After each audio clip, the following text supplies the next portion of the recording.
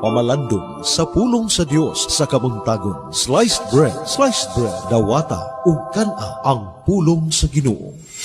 Mga igsoon, mayong adlaw. Ani ana usab kita sa atong buntagong tulumanon ang sliced bread.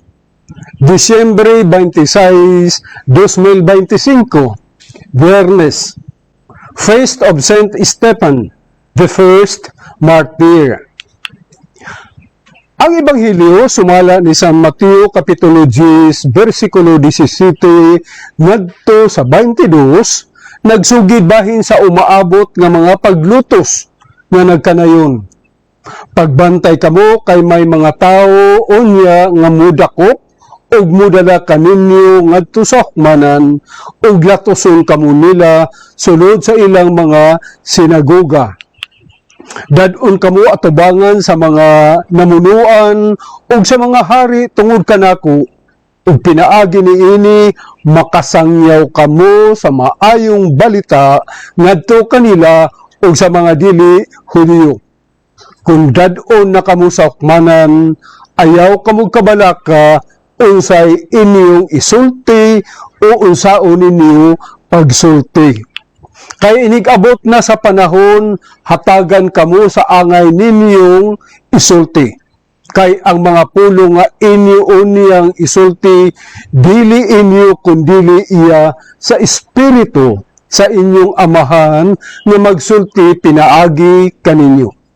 Dumtan kamo sa tanan tungod kanako, apan maluwas ang mulahutay hangtod sa katapusan. Pamalandong.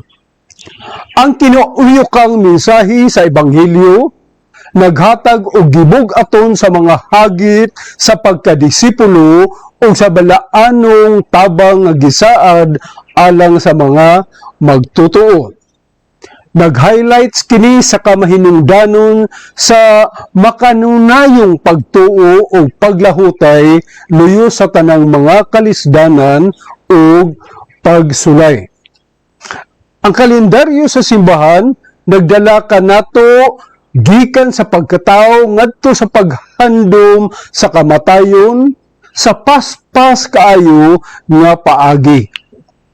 Ang liturhiya kagahapon nakasentro sa kasaulugan sa malipayong pagkatao sa usa ka talagsaon nga bata, si Jesus, ang Emmanuel, nga nagkahulugan nga ang Dios uban kanato. Apan ang dagan sa kasaulugan karong adlaw murag lahi, kay atong gisaulog ang kamatayon sa usa ka sumusunod ni Jesus nga gilutos o gipatay sa linuog nga paagi, si San Stephen, nga traditionally giila nga proto-martir, ang unang Kristiyano nga gipatay gumikan sa iyang pagtuo. Ang maong kapildihan dako kaayog epekto sa unang simbahan. Ang ubang mga disipulo wala lang nihilak sa tago tungod sa iyang kamatayon, kundili nagminatay sila tungod sa tumang kasakit, kaguol o kapildihan. Apan bisan pa sa nahitabo, dihay maayong bunga nga migula sa maong kaguol.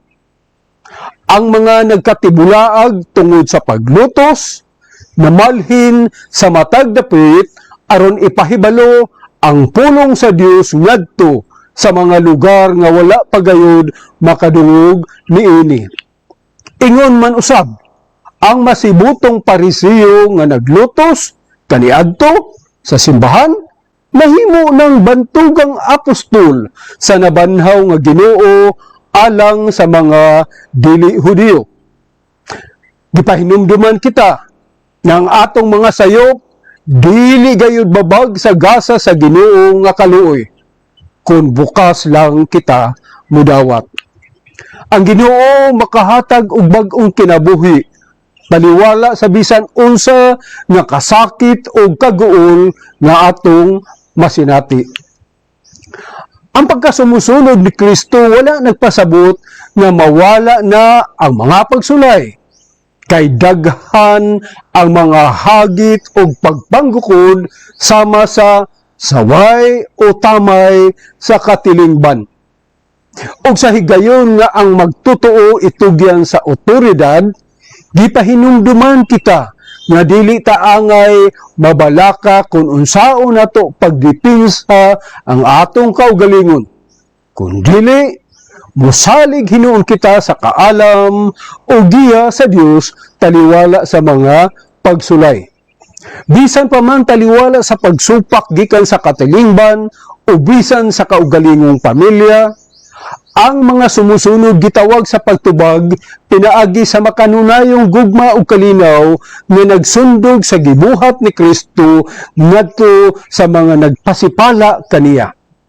Kinahanglan natong ipakita nga si Jesus buhi kayo nga naglihok sa atong panahon karon. Hinumduman nato nga si Jesucristo mao sa gihapon, kagahapon, karon o sa kahangturan. Mangayo kita giya sa Espiritu Santo, ilabi na sa pag-ampo alang sa kaisog na makasulti o makabuhat ta sumala sa kabubuton sa Dios nga walay pagduha-duha o kahadlok sa mga hagit sa matag adlaw. Ug sa katapusan, igsuon, giunsa nimo pagkabati ang kalig-on sa presensya sa Dios nga nagiya, nagdasig kanimo taliwala sa kalibog sa kinabuhi o sa mga panahon sa kawalay kasiguruhan. Dinhi na lamang ako kutob, ako si Mario Matugas Mihares, sakop sa Couples for Christ Pastoral Formation Office sa Iligan City, Lanao del Norte. Dalaygon ang Diyos. Sliced bread, dawata ug kana ang pulong sa Ginoo.